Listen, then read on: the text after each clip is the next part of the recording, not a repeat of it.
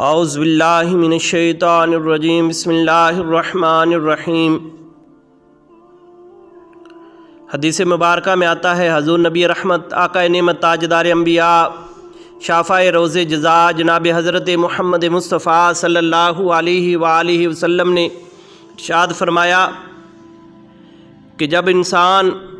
اللہ جل شانہ کے ڈر سے روتا ہے، یعنی خشیت الہی سے روتا ہے، تو جو ان کی دونوں آنکھوں سے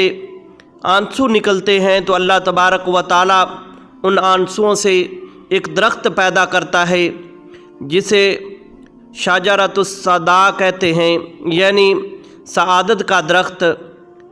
جب اس درخت پر خوف اور خزاں کی ہوا چلتی ہے تو ایک آواز محمدہ کی سنائی دیتی ہے۔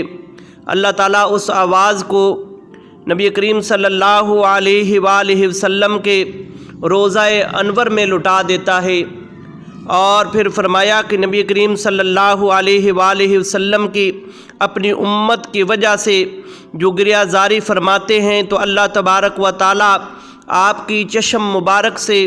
جو آنسو نکلتے ہیں تو ان سے ایک درخت پیدا فرماتا ہے جسے شجرۃ الشفاء کہتے ہیں، یعنی شفاعت کا درخت۔ جب اس درخت پر نبوت اور رسالت کی ہوا چلتی ہے تو اس سے وہ مطاع کی آواز نکلتی ہے، تو اللہ تبارک و تعالیٰ اس آواز کو آسمان تک پہنچا دیتا ہے، اور پھر اللہ جل شانہ کے فرشتے اس آواز کو جب سنتے ہیں تو اللہ کی بارگاہ میں سجدہ ریز ہو جاتے ہیں اور روتے ہیں، آہ و زاری کرتے ہیں، اور اللہ تبارک و تعالیٰ کی بارگاہ میں آہ و زاری کرتے ہیں، روتے ہیں۔ تو اللہ جل شانہ فرشتوں سے فرماتا ہے کہ اے میرے فرشتوں، کس چیز نے تجھے رلایا؟ تو فرشتے عرض کرتے ہیں کہ یا رب العالمین، تو بہتر جانتا ہے کہ ہمیں کس چیز نے رلایا۔ تو اللہ تبارک و تعالیٰ کی بارگاہ میں فرشتے عرض کرتے ہیں کہ یا رب العالمین، امت محمدیہ کے لیے ہم گریہ زاری کر رہے ہیں، ان کے لیے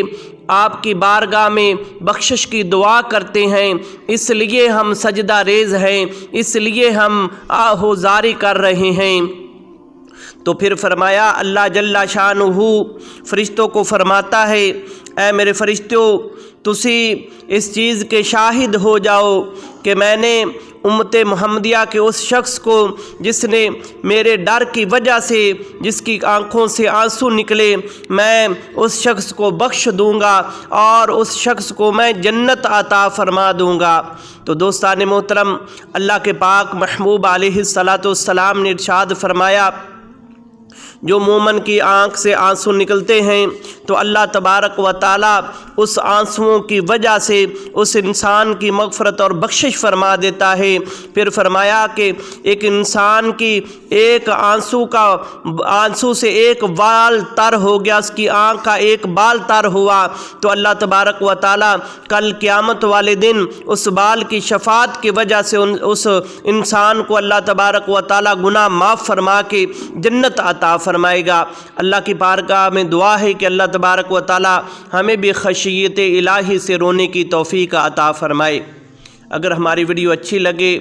تو اس کو شیئر کرنا اور ہمارے چینل کو سبسکرائب کرنا۔